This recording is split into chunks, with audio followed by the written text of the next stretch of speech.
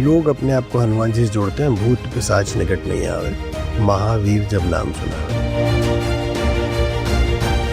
मैं तो नहीं भागा हनुमान जी के पीछे, क्योंकि मुझे ये विद्या सिखाई गई कि तुम बैठ जाओ, वो खुद खोज लेंगे तुम। रामकृष्ण परमहंस कहते हैं कि उसके सुनने की क्षमता जानते हो कितनी है? चींटी के पैर में लगी हुई पाजेब के एक घुंघरू की भी आवाज वो सुन लेता है।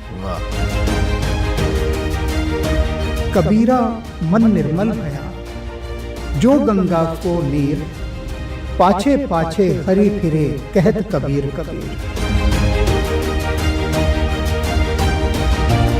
उस परमात्मा के प्रति ये तीनों गुण, ये ट्रायंगल, ये त्रिभुज जिस दिन हमारे भीतर आ जाता है, तब क्या होता है? भीतर ना एक ऊर्जा का जन्म होता है, एक ऐसी ऊर्जा का जन्म जो हमारे चक्रों को स्पर्श करती है, और वो फिर चक्र को, अभी तो चक्र सारे सोए हुए। और आपका भी जीवन रूपांतरित हुआ, आपके लिए क्या इंतजाम किया हमने? मेरे लिए क्या इंतजाम किया?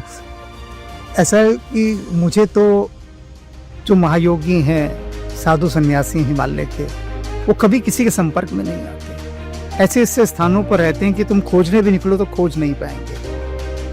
और पत्रकारों से तो वो बिल्कुल ही, एक पत्रकार को मैं ले गया था तो मुझे बहुत डांट पड़ी कि इसको लेकर क्यों आए।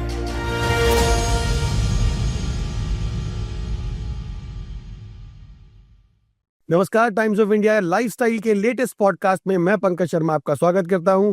आज मेरे साथ जो गेस्ट हैं वो बात करेंगे सप्त चिरंजीवियों में से उनके बारे में जिनके बारे में सभी जानना चाहते हैं।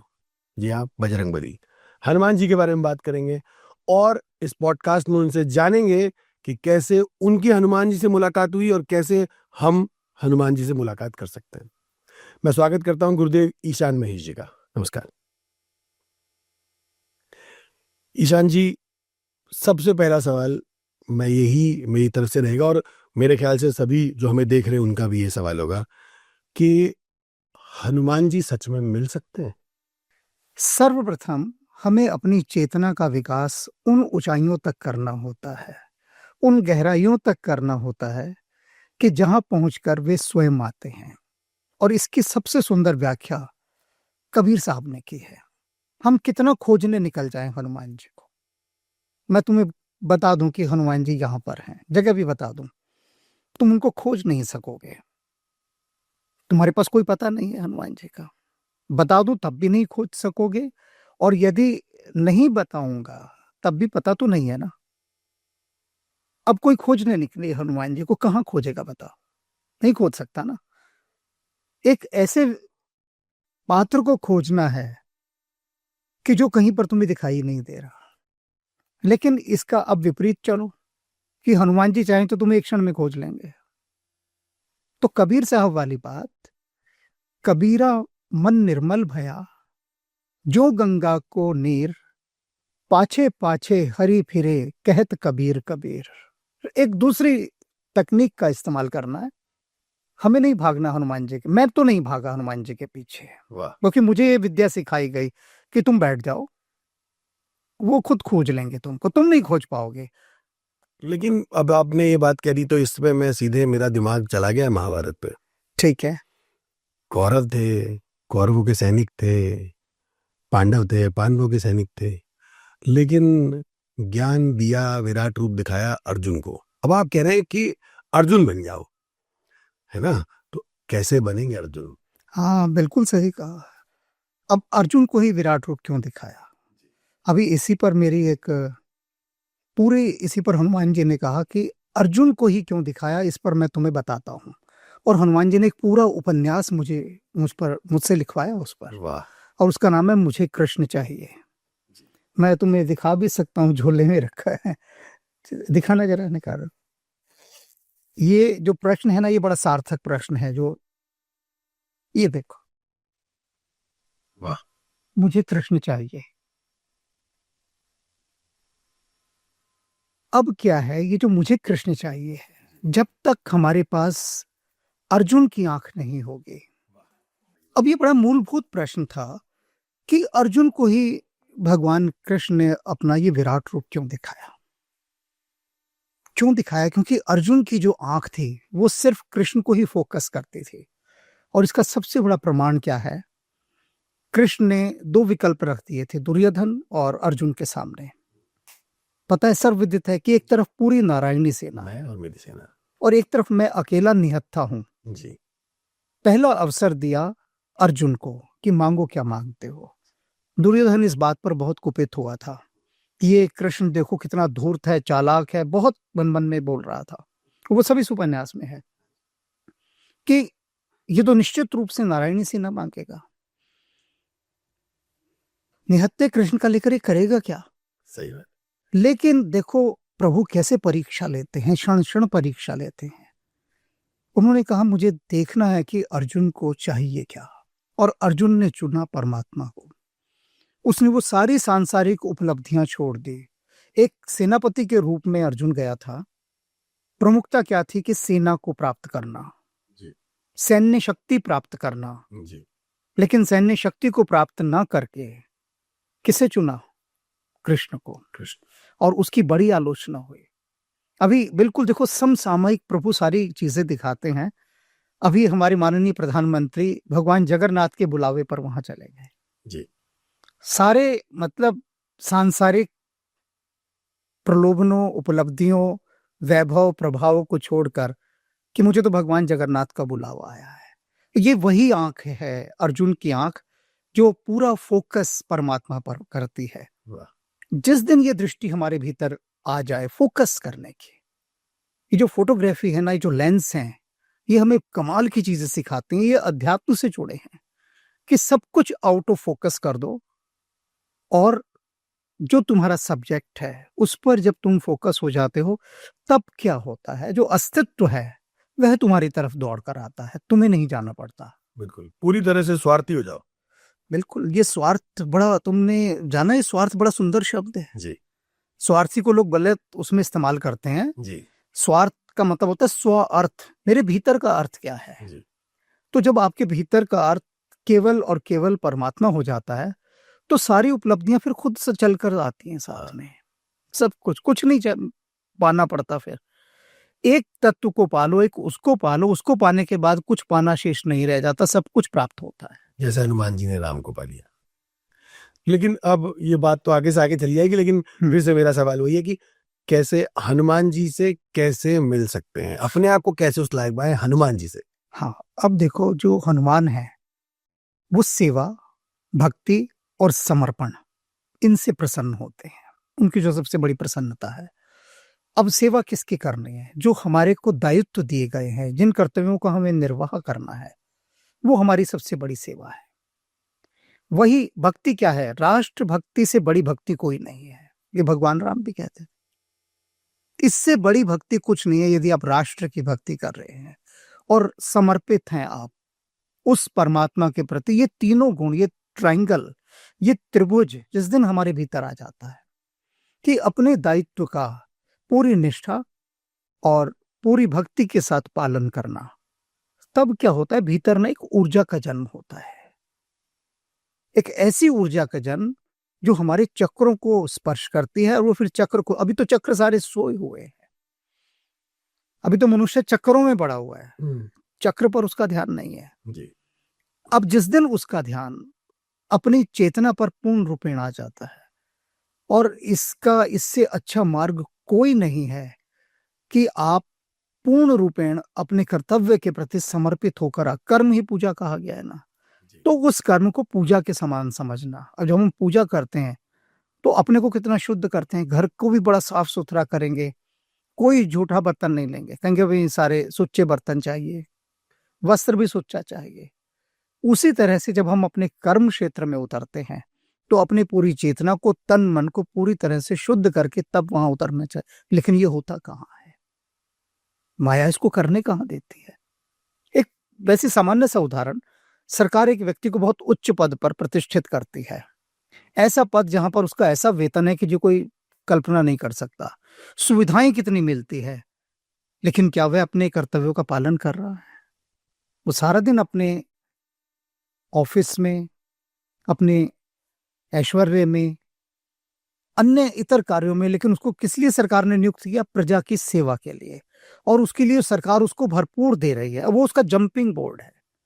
अगर वहां से वो सोचे कि सरकार ने तो मुझे पूरी तरह से हर प्रकार से चिंताओं से मुक्त कर दिया ना, तो अब मैं क्यों ना प्रजा की सेवा करूं। लेकिन वो पद के उन्माद में आ जाता है। हाँ, अब जिस दिन हमारे भीतर ये तत्व आ जाता है कि हम अपनी उस सेवा को करें जिस सेवा के लिए हमें नियुक्त किया गया है, राम काज करिबहि को आतुर, ये मूल मंत्र है हनुमान जी के निकट जाने का। लेकिन अभी आपने फिर बात कर दी कि वो उन्माद में लगा रहता है, तो ये मतलब टेस्ट की बात कर रहे हैं आप। कई सारे टेस्ट होते हैं, बहुत है, लेकिन वो टेस्ट तो एक स्टूडेंट दे सकता है। ठीक है। अब वो स्टूडेंट करेगा क्या? वो पहले वो स्टूडेंट जो है, पहले तो ठीक है, वो पहले स्टूडेंट मान ले अपने आप को, पहले सभी अपने आप को गुरु मान रहे हैं, ठीक है, लेकिन जब वो विद्यार्थी मानना है पहले। हाँ, जैसे ही वो विद्यार्थी बन जाएगा तो फिर उसको वो पहला चरण क्या है जिससे कि वो हनुमान जी की तरफ जाए? उसका सबसे पहला चरण जो है ना, वो आत्मशुद्धि है। हनुमान जी को भी देखिए आप, तो जो मेरा आध्यात्मिक उपन्यास है सिया सुधलाए, सिया सुधलाए पूरे सुंदरकांड की व्याख्या है जी। सुंदरकांड को हनुमान जी ने कहा इसको पूरे औपन्यासिक रूप में लिखो और दिखाओ कि मैंने कैसे यात्रा की। हनुमान जी को बड़ा निरीह माना जाता था किष्किंधा में। जैसे होता ना कि घर का कोई बड़ा दुबला सा बच्चा, दब्बू बच्चा, तो वाली कहता था तू क्या करता है, सारे दिन शास्त्रों में सिर घुसाए रहता है, थोड़ा शस्त्रों का भी तो अभ्यास कर। हनुमान जी कभी किसी से नहीं लड़े और वाली उन्हें बार बार कहता था दो चार को मार पीट सिर फोड़ तो पता लगे तेरे अंदर कुछ बल है, तो कुछ दिखाई नहीं देता। फिर वाली एक मल्ल युद्ध का आयोजन करता है और कहता है हनुमान जी से कि मेरे साथ मल्ल युद्ध कर। तो हनुमान जी कहते देखो आप हमारे राजा हैं और राजा के साथ मल्ल युद्ध मैं नहीं कर सकता। तो वाली ने उस समय खूब मदिरा पी हुई है और हनुमान जी को बहुत कुछ बोलता है। तो हनुमान जी कहते हैं अच्छा एक काम करते हैं, हम मल्ल का अभ्यास रखते हैं, इसे युद्ध नहीं होगा, वाह, आपके साथ मल्ल युद्ध का हम अभ्यास करेंगे। वाह। और वहां पर हनुमान जी वाली को ऐसा पटकते हैं, ऐसी बुरी तरह से पटकते हैं, उसकी छाती पे सवार हो जाते हैं।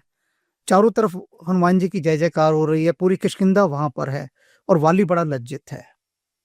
तो हनुमान जी क्या कहते हैं कि मैं वाली को पराजित नहीं कर सकता था, इन्होंने जानबूझकर अपने आप को पराजित किया है, जानबूझकर, और मुझे ये विजय गौरव देने के लिए। वाह। कहते हैं ना कि गर्भ नहीं मन माही, लंका जाई सिय सुध लाए, गर्भ नहीं मन माही। किसी भी कार्य के लिए कोई गर्व नहीं। सीता जी की खोज करके आ गए, सब बैठे हैं वहां पर राम जी के पास, हनुमान जी सबसे पीछे बैठे हैं। ये मैं वही बता रहा हूँ हनुमान जी के पास पहुंचने का बाली तरीका। की कहानी से मुझे जो एक बात और समझ में आई, हाँ। मतलब समझ में आ रही धीरे धीरे, पर ये बात जो समझ में आई वो ये कि उन्होंने पहले ही अपने आप को कर्म के फल से मुक्त कर दिया। मैं जीत हार में पड़ेंगे ही नहीं, किसी भी प्रकार से नहीं, हाँ, कहीं से भी नहीं। और मैंने कहा ना भी जब सीता माता की खोज करके लौट आए जी, तो सारी सभा लगी हुई है, जामवंत वहां पर आके बता रहे हैं कि हम खोज लाए। तो राम पूछते हैं खोजा किसने? तो कहते हनुमान ने, और हनुमान पीछे बैठे हैं वहां, सबसे पीछे अंत में। तो राम बुलाते हैं, ये बहुत खूबसूरत बात है। राम बुलाते हैं और देखते हैं राम हनुमान की तरफ कि कहीं कण मात्र भी ये नहीं कि मैंने कितना बड़ा काम किया। तो राम कहते हैं कि मैं बड़ा बेबस हूं इस समय। राम के शब्द सुनिए, कहते तुमने जो किया है ना हनुमान मेरे लिए, कोई नहीं कर सकता।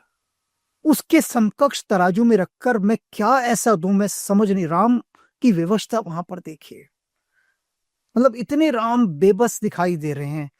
कहते मैं क्या दूं तुमको, ऋण कैसे हो जाओ इस, मैं कैसे दूं, जी, मतलब ऐसा क्या रखूं उसमें कि जो इस कार्य के समकक्ष हो कि तुम सीता को खोज कर लाए। तो राम क्षण भर को मौन होते हैं और कहते हैं कि जो, फिर अपने विराट रूप में राम कहते हैं कि जो संपूर्ण है वो है मेरा आलिंगन। आओ हनुमान, मैं तुम्हें अपना आलिंगन देता हूं। और वो जो राम और हनुमान जो मिल रहे हैं, उस मिलन के उस क्षण को मैंने अपनी धर्मपत्नी को दिखाया हनुमान जी की अनुमति से। वो चित्रकार हैं और उन्होंने उस चित्र को बनाया है सिर्फ राम का नाम लिखते हुए, दोनों का आलिंगनबद्ध। तो क्या है कि अहंकार शून्य हो जाना। कैसे अहंकार शून्य हो गए? मैं देख रहा था एक जगह, एक उद्यान के बाहर एक निगम पार्षद ने ग्रेनाइट की अपनी बड़ी बड़ी नेम प्लेट लगवाई कि इस उद्यान का जीर्णोद्धार फला फला निगम पार्षद ने किया, और पूरे पार्क के चारों तरफ उसके बोर्ड ही बोर्ड लगे हुए।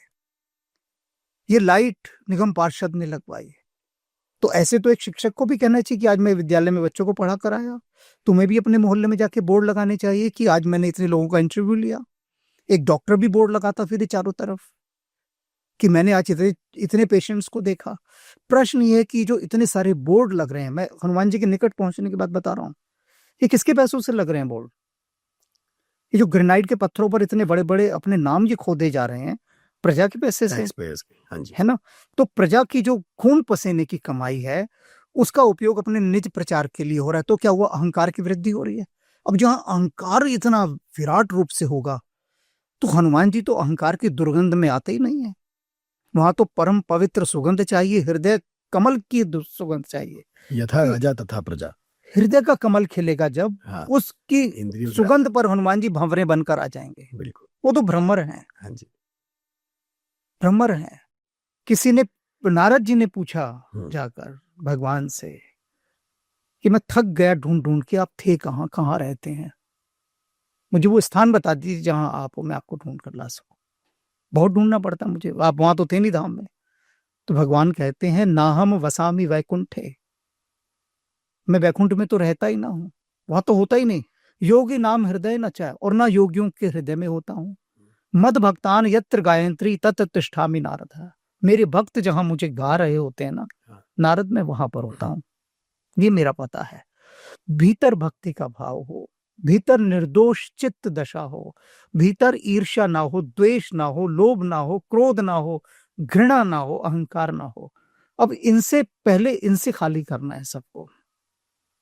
घर में किसी मुख्य अतिथि को बुलाते हो तो घर का सारा कबाड़ हटा देते हो ना, कुछ क्षण को ये भी हटा दो, ये भी हटा दो, घर सब अच्छा दिखना चाहिए। तो ये यही घर है हमारा।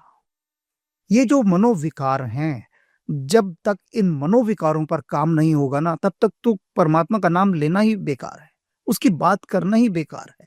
ये सबसे बड़ा फैशनेबल क्वेश्चन मैं कहता हूं कि मैं भगवान को देखना चाहता हूं, सुनने में बड़ा अच्छा लगता है, लेकिन सबसे निरर्थक अनावश्यक प्रश्न है ये। फैशनेबल, फैशनल कि मैंने इस का कोर्स किया है, इस मैंने स्पिरिचुअल ऑर्गेनाइजेशन को ज्वाइन, ये सब फैशनेबल बातें हैं पार्टी में करने की। परमात्मा को पाने के लिए नहीं है ये उसको पाने के लिए नहीं है। सबसे पहले तो भीतर का शुद्धिकरण कितना किया, अपनी चेतना में जो हृदय कमल है उसको कितना खिलाया। तो क्या इसके लिए कोई ऐसी क्रिया, क्योंकि जब आपने शुरू किया, तो मैं जानता नहीं कि आपकी जो जर्नी है, जहां आप पहुंच चुके हैं वहां तक, आप बार बार कह रहे हैं कि हनुमान जी ने लिखवाया, मतलब ये भाव आना भी थोड़ा मुश्किल, मुझे लगता है मेरे लिए मुश्किल है। तो उस भाव तक कैसे पहुंचते हैं? मेरे को मेरा जो संग रहा ना, संग सबसे बड़ी बात है कि आप संग किसका कर रहे हैं। जो हिमालय के महायोगी थे, साधु सन्यासी थे, वे लोग जो हर समय परमात्मा के ध्यान में ही लीन रहते हैं, उनके ऑरा में, उनके आभा मंडल में, उनके श्री चरणों में मैं रहा। और जब आप विराट चेतनाओं के संग में रहते हैं तो उनकी सुवास आपके भीतर आने लगती है, उनकी जो तरंगे हैं वो तरंगायित होने लगती हैं आपके भीतर, फिर आपके भीतर का जो केमिकल है वो बदलने लगता है, भीतर की जो व्यवस्था है वह बदलने लगती है। अभी क्या है, महानगर में जो भी रह रहे हैं वो सब लोअर एनर्जी में रह रहे हैं। एक लोअर एनर्जी दूसरी लोअर एनर्जी के साथ रह रही है। बातचीत का विषय देखा करो, अगर 4 लोग इकट्ठे हुए हैं तो किस पर बात करेंगे? राजनीति पर, खेल पर, फिल्मों पर, व्यापार पर, शेयरों पर, इसके अतिरिक्त क्या बात होगी? तो पूरी चेतना सिर्फ मायावी होकर काम कर रही है अपना, पूरी चेतना। कोई भी उत्सव देख लो जिसमें 4 लोग मिल रहे हैं आपस में, उनकी चर्चा का विषय क्या होगा? सब सांसारिक विषय होंगे। कभी ऐसा नहीं हुआ कि 4 लोग बैठे हैं और वो कहें कि चलो तुम एक ईश्वरीय प्रसंग सुनाओ, तुम कुछ सुनाओ, तुम भी कुछ भजन सुना दो। ऐसा तो कभी होता ही नहीं है। हुआ क्या, हमारी चेतना निरंतर निरंतर नीचे की ओर जा रही है, पातालगामी हो रही है, ऊर्ध्वगामी नहीं है। वो चेतना को ऊंचे उठाने के लिए हम आत्मानुशासन करते ही नहीं है, बिल्कुल भी नियंत्रित नहीं करते। एक छोटा सा उदाहरण दे रहा हूं। व्यक्तियों को मैंने देखा, बात करेंगे, बातचीत करते समय 10 शब्द बोलेंगे तो 2 शब्द उनमें गाली के होते हैं। गालियां देना बहुत प्रचलन में है। अब एक बात बताइए, ये जिह्वा जिससे आप राम का नाम ले रहे हैं, तुम्हारे घर मंदिर है तो मंदिर में जो लोटा रखा है पानी के लिए, जल के लिए, तो क्या उसको टॉयलेट में ले जाते हो कि चलो भाई पहले टॉयलेट में चल रहे हैं, इसको ले जाते हैं, टॉयलेट से ले आए मंदिर में ले आए? नहीं, क्यों नहीं करते ऐसा? उसकी स्वच्छता के लिए, है ना। अब हम उस लोटे को कभी टॉयलेट में नहीं यूज करते हैं, लेकिन ये जो हमारी जिह्वा है, इसको हम राम के नाम के लिए भी इस्तेमाल कर रहे हैं और गाली देने के लिए भी इस्तेमाल कर रहे हैं। तो ये वही तो लोटा है। तो अब बताओ ये कैसी विडंबना है कि इसी लोटे को आप शौचालय में भी ले जा रहे हैं और इसी को मंदिर में भी ले जा रहे हैं। तो फिर आपका जो शुद्धि का तत्व है वो तो समाप्त हो गया ना। शुद्धि कैसी होती है? वाणी की शुद्धता सबसे पहले, कि आपकी वाणी, उसकी शब्दावली इतनी शुद्ध है, इतनी परिष्कृत है कि उससे प्रत्येक शब्द जो है ना वो अपना एक पैटर्न बनाता है। जो भी शब्द आओ, अब यहां बैठे हो तुम, एक व्यक्ति तुम्हें आकर गाली दे जाए तो तुम भड़क जाते हो, एकदम आग बबूला हो जाते हो। अभी शांत बैठे थे, उस गाली को सुनते ही तुम भड़क गए। क्यों हो गए? क्योंकि उस गाली की तरंग ने एक पैटर्न बनाया तुम्हारी तरफ, और उस पैटर्न से जो ऊर्जा बनी, जो शक्ति बनी, उसने तुम्हारे को जैसे कोई बॉम्ब ब्लास्ट हुआ हो और तुम्हें पूरी तरह से हिलाकर रख दिया उस गाली ने। तो वो जो शब्द जिसकी जीभ से निकले, तुम्हारे कानों तक गए, तुम्हारे हृदय तक गए, उसने सारी व्यवस्था को खराब कर दिया, उसकी भी की। और क्योंकि तुम रिसेप्टिव हो, उसके लिए रिसीवर हो, तुम्हारी भी की। तो हमें जो सबसे पहले साधना कराई गई, वो साधना कराई गई कि कोई तुम्हें कितना भी गाली क्यों ना दे, तुम्हें विचलित नहीं होना है। और वो कैसे कराए? जिन गुरुओं के साथ हम रहे, वो हमारी इतनी बेइज्जती करते थे 10 जनों के बीच में, और वैसे कुछ नहीं कहेंगे, शांत बैठे रहेंगे। 8-10 जब भक्त लोग इकट्ठा है, उसके बीच में इतनी बुरी तरह से, गलती की हो या नहीं की हो, गलती से कोई लेना देना नहीं, पर बेइज्जती इतनी भयंकर करनी है कि जिसका कोई हिसाब नहीं। और आधे से ज्यादा तो छोड़कर चले जाते थे कि हमारी तो कोई गलती नहीं है, टेस्ट है वो, हमने तो कुछ कहा ही नहीं है, पागल हो गए हैं क्या, ऐसे कर रहे हैं। और हम शांत रहते थे। तो वो उसने क्या सिखाया, जैसे तुम देखते होगे कि जो मार्शल आर्ट या किसी तरह की प्रैक्टिस करते हैं, वो ईंटों को तोड़ रहे हैं हाथ से, अपने को मार रहे हैं डंडों से। क्यों कर रहे हैं वो सब? कि अपने शरीर को मजबूत बनाने के लिए। तो मन को मजबूत बनाने के लिए पहले तो उन्होंने ये कहा कि अप्रभावित खुद कर दिया, फिर परीक्षाएं ली, किसी को भी कह दिया कि जाके इसको ऐसे इस तरह से करना है कि इसको गुस्सा आए आए। तुम्हारी गाली से ये भड़के ही भड़के, इतनी गालियां दो। तो उसके बाद हमने देखा कोई गाली दे रहा तो कोई फर्क ही नहीं पड़ रहा कहीं पर भी। अब आपने ये बात जो बताई, क्योंकि हम हनुमान जी के बारे में बात कर रहे हैं, तो जिसको हम पाना चाहते हैं उसी की तरह बनना चाहिए, शायद ऐसा लग रहा है मुझे।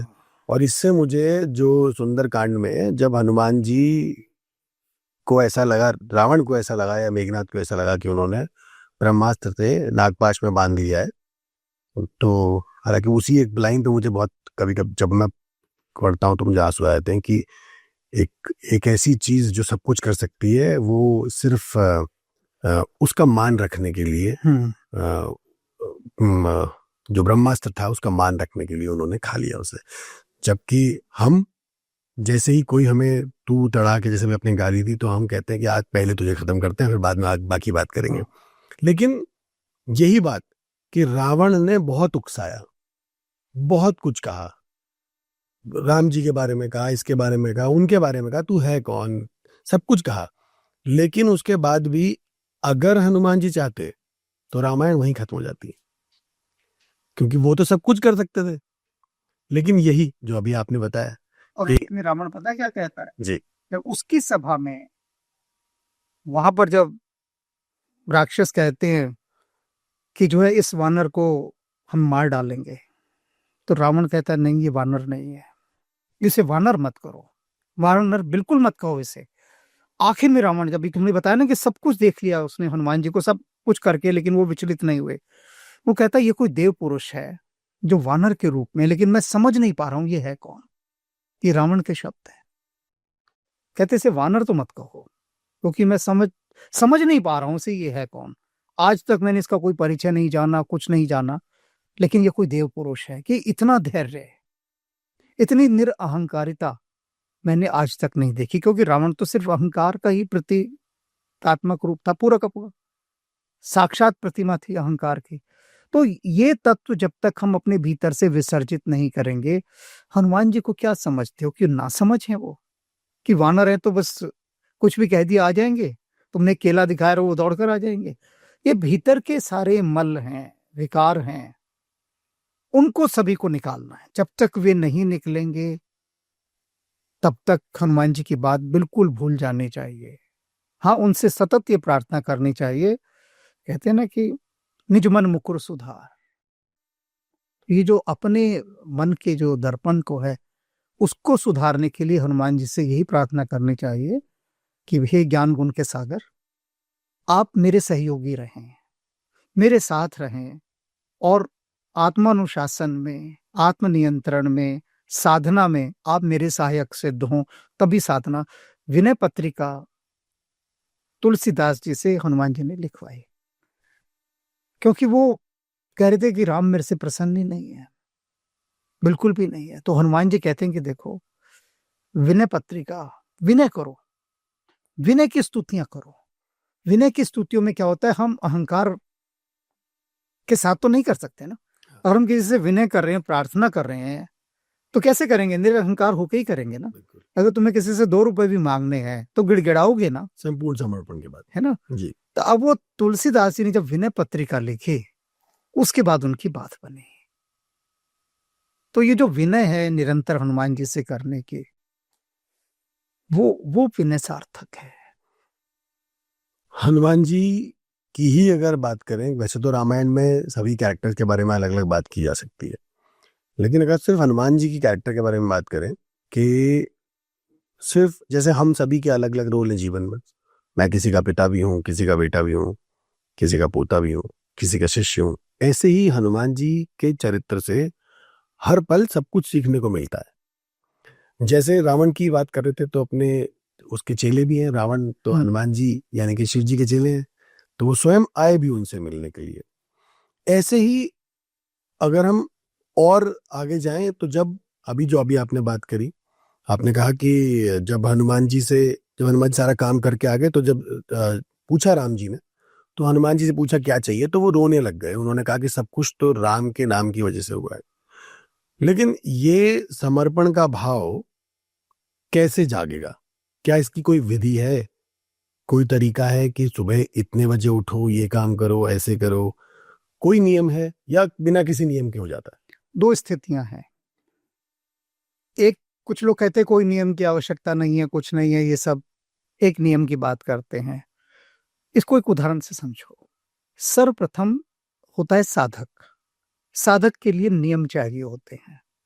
उदाहरण के द्वारा समझाता हूँ, ऐसे बात समझ में नहीं आएगी जी। विद्यालय जाते हो तो विद्यालय में गणवेश यानी यूनिफॉर्म पहननी होती है। स्कूल जाते हो, स्कूल की यूनिफॉर्म में जाते हो ना जी। और समय से पहुंचते हो। सुबह प्रार्थना भी होती है, सब कुछ होता है। उसके बाद विद्यालय शुरू होता है, राष्ट्रीय गान होता है। ये साधनाएं हैं, अनुशासन है ना, एक प्रॉपर डिसिप्लिन। फिर व्यक्ति कॉलेज में जाता है, सबसे पहले तो अपनी यूनिफॉर्म फेंकता है और कहता है मुझे कोई अनुशासन नहीं चाहिए। कॉलेज और विद्यालय दोनों के विद्यार्थी के जीवन में जमीन आसमान का फर्क है। क्योंकि कॉलेज में कोई प्रार्थना सभा नहीं होती, कभी ऐसा नहीं होता कि अध्यापक प्रधानाचार्य आके वहां संबोधित कर रहे हों। राष्ट्रीय गान का तो मतलब ही नहीं, कॉलेज में कोई लेना देना नहीं राष्ट्रीय गान से। यानी जो प्रार्थना सभा है, जैसे ही हम एक कदम आगे बढ़े, सबसे पहले क्या करते हैं, प्रार्थना छोड़ दो, पहला काम यही होता है ना। हाँ जी। लेकिन विद्यार्थी जीवन में तो ऐसी जो साधक का जीवन है, पहले तो साधक का जीवन, साधक के बाद सिद्ध आता है। रामकृष्ण परमहंस सिद्ध थे, वो काली की पूजा कर रहे थे, हार चढ़ा रहे हैं, धूप चढ़ा रहे हैं। तो विवेकानंद कहते हैं कि आपको तो माँ के दर्शन हो गए, तो फिर ये सब काम क्यों कर रहे हैं आप? तो वो कहते लोक शिक्षा के लिए। मेरे भीतर जो घटा वो संसार तो नहीं देख पाएगा ना जान पाएगा कि मैं किस स्थिति में हूं, कि मैं माँ से तो सम्मुख संवाद करता हूं, मुझे इनकी बिल्कुल आवश्यकता नहीं है ये सब करने की। लेकिन पहले भी तो मैं ये सब करता था आरंभिक काल में, नियमित करता था जब तक माँ से साक्षात्कार नहीं हुआ था। तो यदि मैंने आज ये सब करना छोड़ दिया तो ये जितने भी भक्त हैं कोई भी नहीं करेगा, कहेगा ये भी तो नहीं कर रहे। तो लोक शिक्षा के लिए ये जो नियमित साधना होता है कि आप सुबह, हमारी जो भारतीय संस्कृति है उसमें हम बिना स्नान के कुछ करते नहीं है सबसे पहले, लेकिन वहां पर भी एक आपातधर्म रखा गया है कि यदि आप रोगग्रस्त हैं, कुछ ऐसी बात है तो आप स्नान को छोड़ सकते हैं। वो आपातधर्म है, आपत्ति, इमरजेंसी इसको कहते हैं। जी। सुबह उठकर जब आप स्नान करते हैं, उसके बाद आप शुद्ध होकर बैठकर ध्यान करते हैं, उससे लाभ क्या होता है कि आप अपने पूरे जीवन को शुरू करने के लिए उस अस्तित्व से एक शक्ति प्राप्त कर रहे हैं। मोबाइल रोज चार्ज करते हो ना, बिल्कुल ध्यान रखते हो वही सुबह मोबाइल पूरा चार्ज होना चाहिए। हर एक कोई फुल बैटरी के साथ आप पूरा दिन के लिए निकलते मोबाइल लेकर। जी। हमारा शरीर एक मोबाइल है, मोबाइल ही तो है, चल ही रहा है ना। मोबाइल का मतलब क्या होता है? चलने वाली चीज। जी। तो अपने मोबाइल को चार्ज करने के लिए डिसिप्लिन चाहिए। सबसे पहले सुबह उठकर, जो कहते हैं कि सबसे पहले धरती माँ को स्पर्श करके माथे पे, कि उसने में धारण किया हुआ है, माता पिता को नमस्कार करना, फिर प्रभु के पास जाकर बैठना और कहना कि हे प्रभु, अब मैं इस मायावी संसार में निकल रहा हूं। ये प्रार्थना कोई नहीं करता। रेल शताब्दी से भी या बुलेट ट्रेन की स्पीड से हनुमान चालीसा पढ़ जाएंगे। पता है, हनुमान जी भी सोचते रहते हैं पढ़ा क्या भाई इसने, मेरा नाम कहीं कहीं तो आ रहा था। हनुमान जी को भी चक्कर आ जाता है, समझ ही नहीं आता हनुमान जी को कि पढ़ क्या गया। ये तो बहुत, ये लोग तो मुझे लगता है कि बहुत लोग आगे पहुंच चुके हैं। अभी तो मैंने कई लोग देखे हैं वो स्कूटर से मंदिर के जाते हैं, यूं कर लेते हैं बस।